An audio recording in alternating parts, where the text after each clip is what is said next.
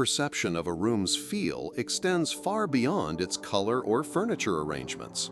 The parietal lobe, a crucial part of our brain, constantly constructs a detailed three-dimensional map of our surroundings, influencing our sense of personal space and safety.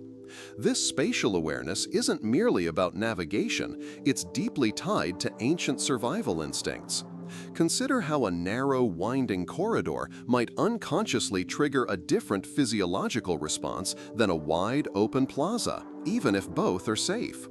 Our brains are always assessing the affordances of a space, meaning what actions it allows or prevents, determining if it supports escape, concealment, or social interaction. A room designed with clear lines of sight to exits might feel inherently more secure than one with obstructed views, even when no immediate threat exists.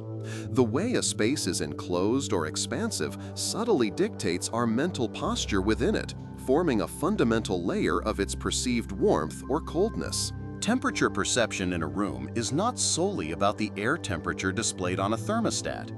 Radiant temperature plays a significant, often overlooked role. We constantly exchange heat with our surroundings through radiation.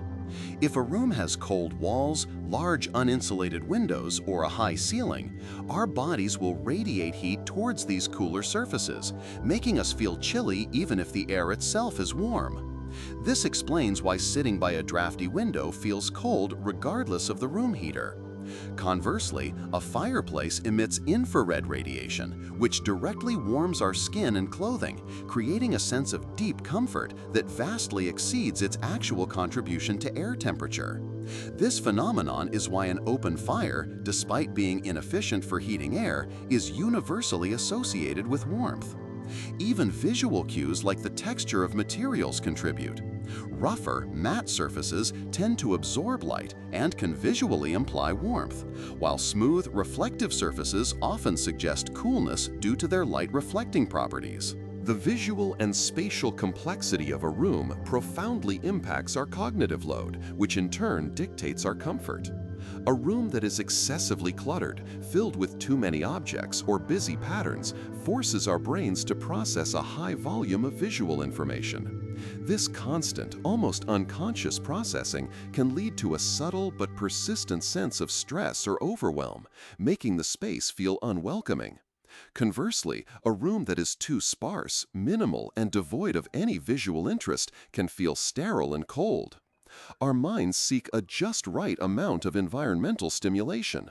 This ideal balance, often termed the Goldilocks zone of complexity, provides enough detail to engage our curiosity without overwhelming our senses, fostering a sense of comfort and ease. It offers cues for interaction without dictating every action, allowing for exploration. A well-designed room offers pockets of visual interest and areas of calm, guiding the eye without exhausting it, which is crucial for a welcoming atmosphere. The way sound behaves within a room significantly contributes to its perceived warmth or coldness, often operating below our conscious awareness. Reverberation time, the duration it takes for sound to decay in a space, is a key factor. A room with long reverberation times, typical of high ceilings, hard surfaces, and minimal soft furnishings, allows sounds to bounce around for an extended period, creating an echoey environment. This acoustic signature can make a room feel vast, formal, and sometimes unwelcoming because it diminishes speech clarity and makes intimate conversation difficult. Conversely, rooms with short reverberation times, achieved through materials like carpets, curtains, and upholstered furniture, absorb sound quickly. This creates a more acoustically dead space, which can feel intimate, cozy, and conducive to conversation, fostering a sense of warmth and enclosure.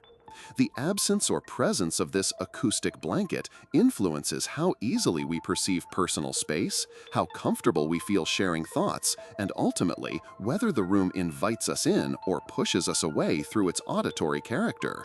Our interaction with a room is not solely visual.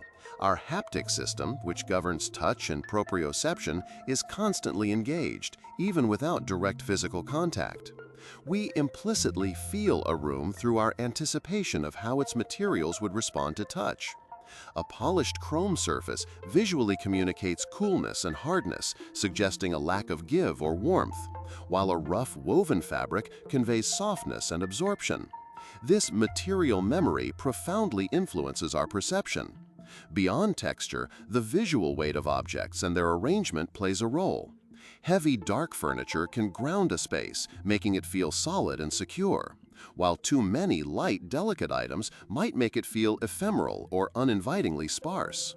How objects are balanced and interact within the visual field guides our subconscious interaction with the space.